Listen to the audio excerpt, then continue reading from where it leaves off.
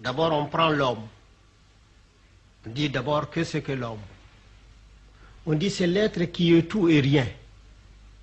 Il est tout parce qu'il a une parcelle de la puissance créatrice et il n'est rien parce qu'une fièvre l'empêche de fois de se lever. Alors donc il est tout et rien. Et alors, on dit, quelle est la vie de l'homme?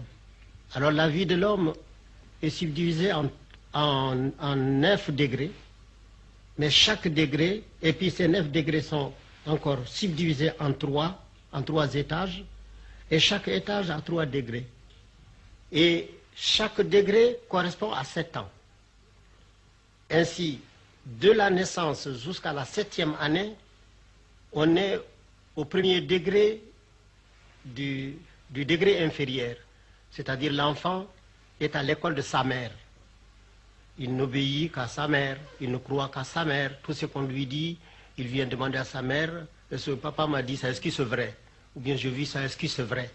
Donc il ne voit que par sa mère, durant 7 ans. Le deuxième septénaire, il passe à l'école de l'extérieur. Que ce soit une initiation, que ce soit chez un maître ou ses camarades, c'est toujours l'école. Parce que pour nous, tout est école. Aller s'amuser, c'est aller à l'école. Aller puiser de l'eau, c'est aller à l'école. Tout est école, tout est enseignement. Pour nous, rien n'est simplement récréatif. Et alors, donc, l'enfant au dehors apprend. Mais il revient toujours pour demander à sa mère si ce qu'il a vu est vrai. Si ce qu'il a entendu est vrai. Et c'est là jusqu'à 14 ans.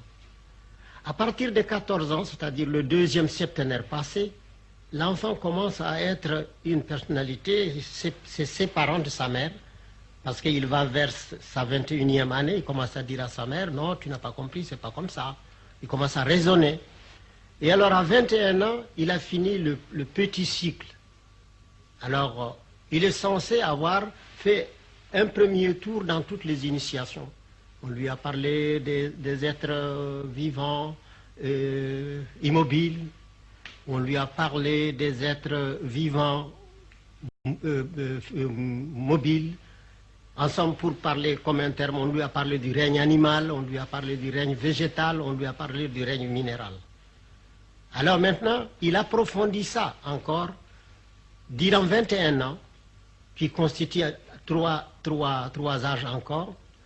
Le deuxième 21 ans viennent renforcer les premiers 21 ans. Et alors ce n'est qu'à 42 ans qu'il a droit à la parole. Alors là on dit qu'il est un homme fait. Et quand il commence à parler, on dit ah, il va entrer dans la classe des vieux. Alors on lui dit mais quel est ton âge? Si par exemple vous dites 35 ans, on dit attendez les 42 ans. Et maintenant, lorsqu'il a atteint 42 ans, il a droit à la parole.